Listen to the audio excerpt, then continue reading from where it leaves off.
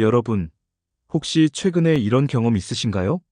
아침에 일어났는데 어제까지만 해도 멀쩡하던 손가락이 뻣뻣하다거나 계단을 오르는데 숨이 예전보다 더 차다거나 아니면 갑자기 속이 더부룩한 게 며칠째 계속된다거나 말이죠. 저도 그랬습니다. 처음엔 나이 들면 다 그런 거 아냐? 라고 생각했어요. 그런데 여러분, 이게 정말 위험한 생각이더라고요.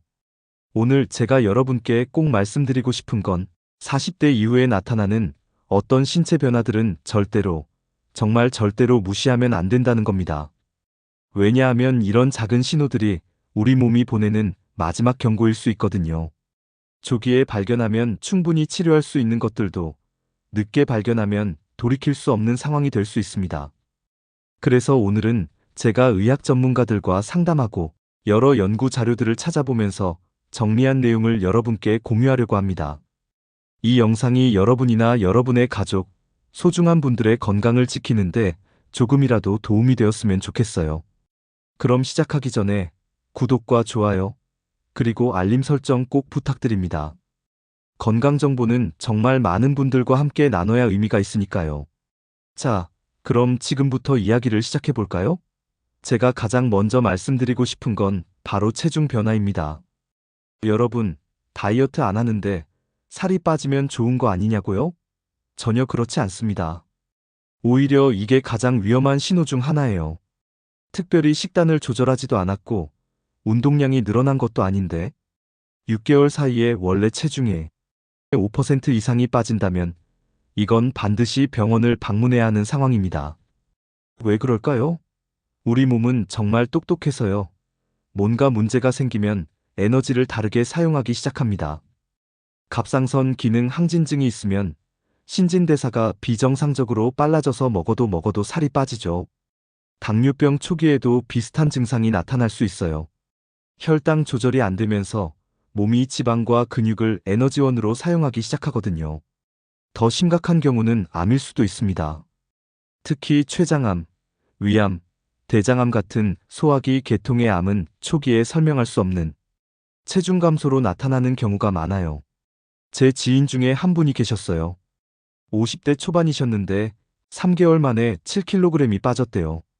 처음엔 스트레스 때문이겠거니 했는데 다행히 가족들이 병원에 가보라고 권유를 했고 검사 결과 초기 췌장암이 발견됐습니다. 조기에 발견해서 수술받고 지금은 건강하게 잘 지내고 계세요. 만약 그때 그냥 살 빠지는 거겠지 하고 넘어갔다면 어땠을까요? 생각만 해도 아찔하죠. 그래서 여러분, 특별한 이유 없이 체중이 계속 줄어든다면 절대 운 좋게 살이 빠지네 이렇게 생각하지 마시고 꼭 병원에 가보시기 바랍니다. 자, 그럼 다음 이야기로 넘어가 볼게요. 여러분은 평소에 배변 습관에 대해 얼마나 신경 쓰시나요? 사실 이게 참 민감한 주제라서 다른 사람한테 말하기도 좀 그렇잖아요. 그런데 정말 중요한 건강 지표입니다. 40대가 넘어서면서 갑자기 배변 습관이 바뀌었다면 이것도 절대 가볍게 넘기면 안 돼요. 예를 들어서 평소에 하루에 한 번 규칙적으로 화장실을 가던 분이 갑자기 일주일에 두세 번으로 줄어들거나 반대로 하루에 서너 번씩 가게 된다거나 변의 굵기가 갑자기 가늘어진다거나 변에 피가 섞여 나온다거나 하는 변화들이 나타날 수 있어요. 이런 증상들이 2주 이상 지속된다면 반드시 검사를 받아보셔야 합니다. 특히 변에 피가 섞여 나오는 경우 많은 분들이 치질이겠지 하고 넘어가시는데요. 이게 정말 위험한 생각입니다. 물론 치질일 수도 있어요. 실제로 치질인 경우가 더 많기도 하고요. 그런데 대장암의 초기 증상 중 하나가 바로 혈변이거든요. 대장암은 조기에 발견하면 완치율이 90% 이상으로 굉장히 높습니다. 하지만 늦게 발견하면 이야기가 완전히 달라지죠. 그리고 변의 색깔도 중요한 신호예요. 검은색 변이 나온다면 이건 위장관 출혈을 의심해봐야 합니다. 위궤양이나 위암에서 출혈이 있을 때 혈액이 위산과 만나면서 검게 변하거든요. 반대로 회백색이나 점토색 변이 나온다면 간이나 담도에 문제가 있을 수 있어요. 담즙이 제대로 분비되지 않아서 그런 거거든요. 저는 항상 환자분들한테 이렇게 말씀드려요. 화장실 다녀오시고 물 내리기 전에 한번 확인해 보세요라고요. 좀 그럴 수 있지만 이게 정말 우리 건강을 지키는 중요한 습관이거든요. 변은 우리 몸속 상태를 보여주는 가장 직접적인 지표니까요. 그리고 이것도 꼭 말씀드리고 싶은데요. 배변 습관이 바뀌면서 복통이나 복부 팽만감이 함께 온다면 더욱 주의해야 합니다. 특히 식사 후에 더 심해지거나 밤에 잠을 깰 정도로 불편하다면 반드시 진료를 받으셔야 해요. 자, 이제 세 번째로 말씀드릴 내용인데요. 이건 특히 여성분들이 더 주의 깊게 들어주셨으면 좋겠어요. 바로 설명할 수 없는 피로감입니다. 여러분, 요즘 너무 피곤해라는 말 얼마나 자주 하시나요? 현대인들은 다들 피곤하게 살잖아요. 일도 많고 스트레스도 많고요. 그런데 말이죠. 이 피로감이 좀 다릅니다. 충분히 자도 쉬어도 커피를 마셔도 도저히 나아지지 않는 극심한 피로. 아침에 일어나는 것조차 힘들고 하루 종일 몸이 무겁고 계단 몇 칸만 올라가도 숨이 차고 어지러운 그런 피로. 이런 증상이 2주 이상 계속된다면 이건 단순한 피로가 아닐 수 있어요. 가장 흔한 원인 중 하나가 바로 빈혈입니다. 특히 여성분들은 생리로 인해 철분 손실이 많아서 빈혈이 생기기 쉬운데요. 40대 이후에도 생리량이 많거나 자궁근종 같은 문제가 있으면 만성적인 빈혈이 올 수 있어요. 빈혈이 있으면 우리 몸의 각 조직에 산소 공급이 제대로 안 되니까 항상 피곤할 수밖에 없죠. 그런데 더 심각한 건 이런 만성 피로가 갑상선 질환의 신호일 수도 있다는 겁니다. 갑상선 기능 저하증이 있으면 신진대사가 느려지면서 온몸이 무기력해지거든요. 추위를 많이 타게 되고 체중이 느는데도 식욕은 없고 머리카락이 빠지고 피부가 건조해지고 변비가 생기는 등의 증상이 함께 나타날 수 있어요. 또 하나 주의해야 할 건 심장 질환입니다. 심장이 제 기능을 못하면 우리 몸 전체의 혈액 공급이 원활하지 않아서 항상 피곤하고 숨이 차게 되죠. 특히 평소에 잘하던 활동을 하는데도 유난히 힘들어진다면, 예를 들어 집안일을 하거나 가벼운 산책을 하는데도 숨이 차고 피곤하다면 심장 기능을 확인해 봐야 합니다. 그리고 간 기능 이상도 만성 피로의 원인이 될 수 있어요.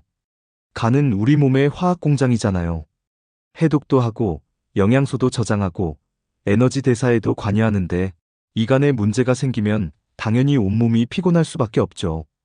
특히 지방간이 있거나 간염이 있는 경우 초기에는 특별한 증상 없이 피로감만 느껴질 수 있어요. 제가 한 가지 더 말씀드리고 싶은 건, 이런 피로감과 함께 우울한 기분이 지속되거나 집중력이 떨어지거나 불면증이 생긴다면 우울증이나 다른 정신건강 문제일 수도 있다는 거예요. 정신과 몸은 따로 떨어져 있는 게 아니거든요. 마음이 아프면 몸도 아프고 몸이 아프면 마음도 힘들어집니다. 그러니까 여러분, 그냥 피곤하네 하고 넘기지 마시고 이 피로가 정상적인 피로인지 아니면 몸이 보내는 위험 신호인지 한번 생각해 보시기 바랍니다. 쉬어도 나아지지 않는 피로, 일상생활을 방해하는 피로라면 꼭 검사를 받아보세요. 자, 그럼 이제 네 번째 신호에 대해 이야기해 볼게요. 이건 생각보다 많은 분들이 경험하시는데도 대수롭지 않게 여기시는 증상이에요. 바로 지속적인 소화불량과 속쓰림입니다. 나이 들면 소화가 안 되는 게 당연하지라고 생각하시나요? 아닙니다. 이것도 우리 몸이 보내는 중요한 신호일 수 있어요. 물론 가끔 과식했을 때나 기름진 음식을 먹었을 때 소화가 안 되는 건 자연스러운 일이에요. 그런데 말이죠. 특별히 과식하지도 않았는데 식사 후마다 속이 더부룩하고 명치 부근이 답답하고 트림이 자꾸 나오고 구역질이 나는 증상이 몇 주째 계속된다면 이건 단순한 소화불량이 아닐 수 있어요. 가장 흔한 원인은 역류성 식도염입니다. 요즘 정말 많은 분들이 겪고 계시죠. 위산이 식도로 역류하면서 가슴이 타는 듯한 느낌, 신물이 올라오는 느낌, 목에 뭔가 걸린 듯한 이물감 같은 증상들이 나타나요. 방치하면 식도 점막이 손상되고 심하면 식도암으로 진행될 수도 있어서 조기 치료가 중요합니다. 그런데 더 주의해야 할 건 위궤양이나 십이지장 궤양일 수도 있다는 거예요. 궤양이 있으면 공복에 속이 쓰리거나 식사 후에 통증이 심해질 수 있는데요. 특히 검은색 변이 나오거나 토요를 한다면 이건 응급 상황입니다. 궤양에서 출혈이 생긴 거거든요. 그리고 이건 정말 조심해야 하는데요. 지속적인 소화불량이 위암의 초기 증상일 수도 있습니다. 위암은 초기에 특별한 증상이 없는 경우가 많아요. 그냥 소화가 좀 안 되는 것 같고, 속이 더부룩하고, 식욕이 떨어지는 정도의 증상만 나타나죠. 그래서 많은 분들이 그냥 소화제 먹고 넘어가시는데, 이게 정말 위험할 수 있어요. 특히 이런 소화불량과 함께 체중이 줄어든다거나, 구토를 자주 한다거나, 음식을 삼키기 힘들다거나 하는 증상이 동반된다면 반드시 내시경 검사를 받아보셔야 합니다. 우리나라는 위암 발생률이 세계적으로 높은 나라이기 때문에 더욱 주의가 필요해요. 그리고 한 가지 더, 소화불량이 꼭 위장 문제만은 아닐 수 있어요. 심장 질환의 신호일 수도 있거든요. 특히 중년 여성분들의 경우 심근경색이 왔을 때 가슴 통증보다는 소화불량이나 메스꺼움, 구토 같은 증상으로 나타나는 경우가 많아요. 그래서 소화불량과 함께 호흡곤란이나 식은땀, 어지러움이 동반된다면 즉시 응급실에 가셔야 합니다. 담낭염이나 췌장염도 비슷한 증상을 일으킬 수 있어요. 특히 기름진 음식을 먹은 후에 오른쪽 윗배가 심하게 아프다면 담낭 문제를 의심해 봐야 하고, 윗배 전체가 아프면서 등까지 통증이 뻗친다면 췌장염일 수 있어요. 그러니까 여러분, 단순히 소화가 안 되네 하고 소화제만 드시지 마시고 증상이 지속되면 꼭 정확한 진단을 받아보시기 바랍니다. 내시경 검사가 좀 불편하고 두렵긴 하지만 조기에 발견하면 완치가 가능한 질환들이 많으니까요. 자, 이제 마지막 5번째 신호입니다. 이건 특히 남성분들이 주의 깊게 들어주셨으면 좋겠어요. 바로 배뇨 습관의 변화입니다. 40대 이후, 특히 50대가 넘어가면서 화장실을 자주 가게 되는 건 어느 정도 자연스러운 현상이에요. 하지만 이런 변화가 갑자기 심해지거나 다른 증상을 동반한다면 주의가 필요합니다. 예를 들어 소변 줄기가 약해지고 소변을 시작하는데 시간이 걸리고 소변을 본 후에도 시원하지 않고 밤에 2~3번 이상 화장실에 가게 되고 소변을 참기 힘들어지는 증상들이 나타날 수 있어요. 이런 증상들은 대부분 전립선 비대증 때문인데요. 남성분들은 나이가 들면서 전립선이 커지는 게 자연스러운 현상이긴 하지만 이것도 방치하면 합병증이 생길 수 있어요. 전립선이 계속 커지면 방광을 압박해서 소변이 제대로 배출되지 않고, 그러다 보면 방광염이나 신장 손상으로 이어질 수 있거든요. 그리고 가장 걱정되는 건 이런 증상이 전립선암의 초기 신호일 수도 있다는 거예요. 전립선암은 초기에는 전립선 비대증과 증상이 비슷해서 구별하기가 어려워요. 그래서 정기적인 검사가 정말 중요합니다. 여성분들도 마찬가지예요. 갑자기 소변을 자주 보게 되거나 소변을 볼 때 통증이 있거나 소변에 피가 섞여 나온다면 방광염이나 요로 감염을 의심해 봐야 해요. 특히 혈뇨가 나온다면 방광암이나 신장암의 가능성도 배제할 수 없으니까 반드시 검사를 받아보셔야 합니다. 그리고 소변 색깔도 중요한 지표예요. 정상적인 소변은 맑은 노란색인데 색이 너무 진하거나 붉거나 갈색이라면 문제가 있을 수 있어요. 물론 비타민을 먹거나 특정 음식을 먹어서 색이 변할 수도 있지만 특별한 이유 없이 색이 변한다면 확인해 봐야겠죠. 소변에서 거품이 많이 난다면 단백뇨를 의심해 봐야 해요. 신장 기능에 문제가 있을 때 단백질이 소변으로 빠져나가면서 거품이 생기거든요. 당뇨병이나 고혈압 같은 만성 질환이 있는 분들은 특히 신장 건강을 주의 깊게 살펴야 합니다. 그리고 이것도 말씀드리고 싶은데요. 배뇨 습관의 변화와 함께 허리 통증이나 옆구리 통증이 있다면 신장 결석이나 신우신염 같은 신장 질환일 수 있어요. 특히 갑자기 극심한 옆구리 통증이 온다면 신장 결석일 가능성이 높으니까 바로 병원에 가보셔야 해요. 자, 여러분, 여기까지 40대 이후 절대 무시하면 안 되는 5가지 신체 변화에 대해 말씀드렸습니다. 설명할 수 없는 체중 감소, 배변 습관의 변화, 극심한 피로감, 지속적인 소화불량, 그리고 배뇨 습관의 변화. 이 5가지 신호는 우리 몸이 보내는 중요한 경고일 수 있어요. 제가 이렇게 길게 말씀드린 이유는 단 하나예요. 여러분의 건강이 정말 소중하기 때문입니다. 많은 질병들이 초기에는 이렇게 사소한 증상으로 시작하거든요. 그런데 이 작은 신호들을 무시하다가 나중에 큰 병으로 발전하는 경우를 정말 많이 봤어요. 건강검진도 중요하지만 우리 몸이 보내는 신호에 귀 기울이는 것도 그만큼 중요합니다. 나이 들면 다 그런 거야. 조금 쉬면 나아지겠지 이렇게 생각하지 마시고 평소와 다른 변화가 느껴진다면 주저하지 말고 병원을 방문하세요. 조기 발견은 정말 생명을 구합니다. 암도 초기에 발견하면 완치율이 90% 이상인 경우가 많아요. 하지만 늦게 발견하면 치료도 힘들고 완치도 어려워지죠. 그러니까 여러분, 내 몸은 내가 가장 잘 압니다. 평소와 다른 변화가 느껴진다면 그게 아무리 사소해 보여도 한번 확인해 보시기 바랍니다. 그리고 정기 건강검진도 꼭 받으세요.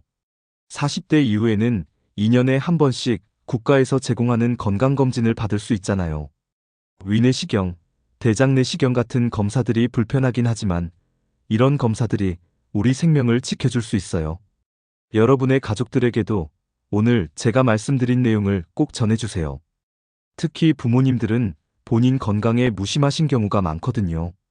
괜찮아, 나이 들면 다 그런 거야 하시면서 병원 가시는 걸 미루시는데 그럴 때 자녀들이 조금 더 관심을 가지고 병원에 모시고 가는 게 정말 중요합니다. 오늘 영상이 여러분께 도움이 되었다면 구독과 좋아요, 알림 설정 꼭 부탁드립니다. 그리고 주변에 40대 이상 되시는 분들께 이 영상을 공유해 주시면 정말 감사하겠습니다.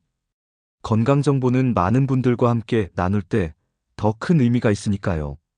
여러분 모두 건강하시고 오늘도 행복한 하루 보내세요. 감사합니다.